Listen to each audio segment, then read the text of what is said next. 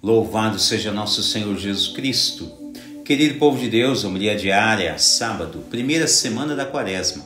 Evangelho de São Mateus, capítulo 5, versos 43 a 48. A familiaridade que Deus quer ter com todos os seus filhos e filhas é simplesmente impressionante. E ao mesmo tempo, nos deixa cada vez mais apaixonados por esses caminhos transcendentes, onde, além do mais, podemos ter uma experiência fabulosa com Deus já neste mundo terreno, neste tempo presente. E alguém poderia perguntar: como podemos fazer tais experiências com Deus? Fundamentalmente, é preciso ouvir o que Deus diz à igreja para executar.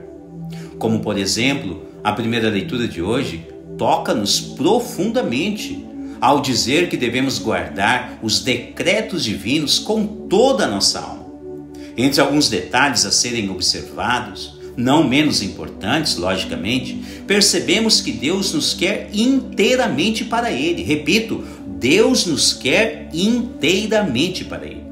Na linguagem profética do Antigo Testamento, e de certo ponto de vista, podemos dizer que Deus tem ciúmes de todos os seus filhos. Basta você conferir esta máxima em Deuteronômio 5:9. Na linguagem teológica e prática, o que será que isso significa? Um Deus zeloso pelos seus filhos. Significa que Deus não quer que nenhum de seus filhos fique distante dele, como uma ovelha perdida, por exemplo, pois somente o próprio Deus pode cuidar, guardar e zelar pela vida de todos os seus filhos. Por isso escutamos na primeira leitura de hoje que o amor de Deus deve ser com toda a nossa alma, aquele amor que nós oferecemos a Deus.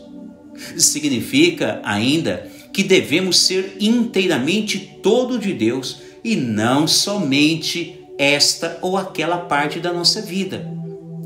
Com Deus não deve ser assim. Ou é tudo ou nada. Não deve haver meio termo. Seguir os caminhos de Deus requer obediência aos seus preceitos divinos. E o que Deus nos pede é que nós ofereçamos a Ele todo o nosso viver e todo o nosso amor. No Evangelho de hoje, Jesus aprimora ainda mais a lei mosaica, ao dizer que devemos aprender a amar os nossos inimigos e ainda assim rezar por eles. Notem que a oferta de Jesus é algo simplesmente impressionante. Aprimora todo o Antigo Testamento. Poderíamos dizer que talvez isso seria impossível. E será que é mesmo? Pensemos em cada um de nós para nos refletirmos melhor.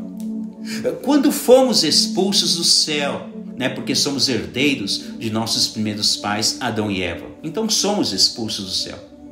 De certo modo, então, nos tornamos inimigos de Deus.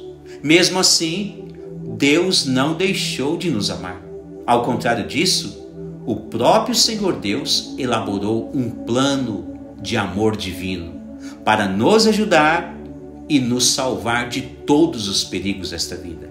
Aliás, inclusive salvar da morte eterna.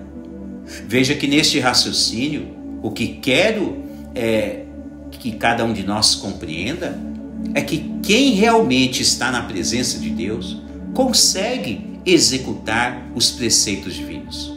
Então, na realidade, quem nos ensinará a amar todas as pessoas, inclusive os inimigos, será a forma que nos dedicarmos aos preceitos divinos e o praticamos. Simples assim. Da maneira que nós nos dedicamos a Deus, é a maneira que nós vamos aprender a amar o nosso próximo. Por isso se pede para amar a Deus com toda a nossa alma, hoje na primeira leitura.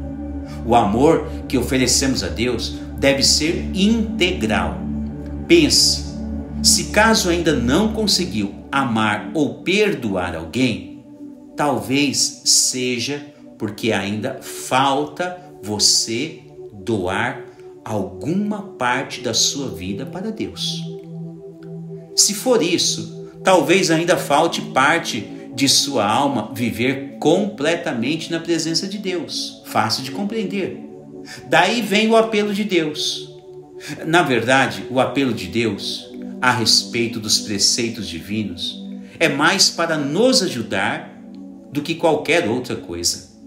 Santo Agostinho diz que quando Jesus compara o amor cristão com o amor dos fariseus, como ele faz no Evangelho de hoje, ele diz que os fariseus tinham sim certa caridade, mas não era uma caridade perfeita, ela precisava ser aprimorada.